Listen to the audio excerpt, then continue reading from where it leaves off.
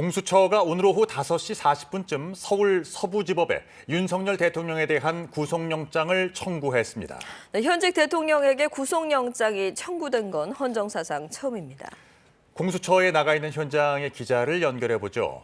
진선민 기자, 구속영장이 결국 청구됐네요. 네, 공수처는 체포시한을 3시간여 앞두고 오늘 오후 5시 40분쯤 서울 서부지법에 윤석열 대통령 구속영장을 청구했습니다. 영장에는 내란 우두머리와 직권남용 혐의가 적시됐습니다. 공수처 관계자는 범죄의 중대성과 재범의 위험성을 고려해 영장을 청구했다고 설명했습니다.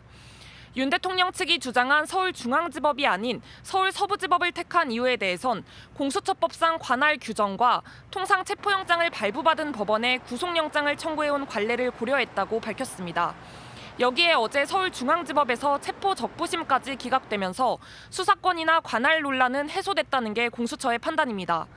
윤 대통령의 구속영장은 총 150여 쪽 분량으로 경찰 국가수사본부와 검찰 특별수사본부에서 공유된 수사 자료들을 종합해 작성됐습니다. 공수처 관계자는 영장이 탄탄하게 준비됐다면서 법과 원칙에 따라 수사해 영장 청구 단계까지 왔고 발부 여부를 기다리겠다고 말했습니다.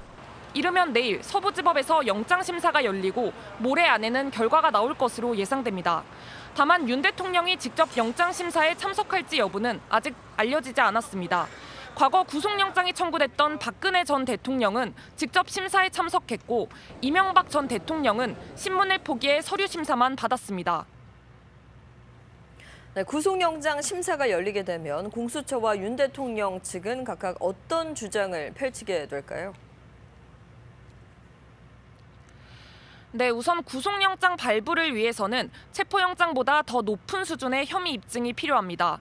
공수처는 윤 대통령의 내란 혐의가 법정 최고형일 만큼 중대하다는 점, 또 계엄 사태와 관련해 이미 군 관계자들 상당수가 구속돼 있다는 점 등을 강조할 것으로 보입니다.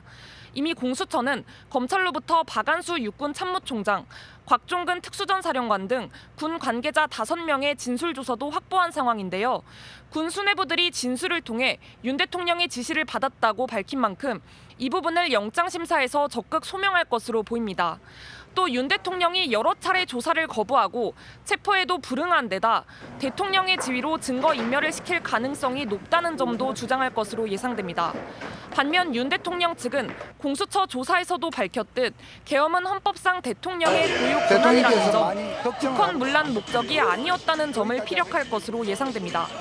또 헌재 탄핵 심판에서도 주장했던 것과 마찬가지로 계엄은 2시간 만에 끝났으며 모든 상황이 계엄 전으로 회복됐다는 논리를 필 것으로 보입니다. 현재 윤 대통령은 서울구치소에 머무르고 있습니다. 지금까지 과천 공수처에서 KBS 뉴스 진선민입니다.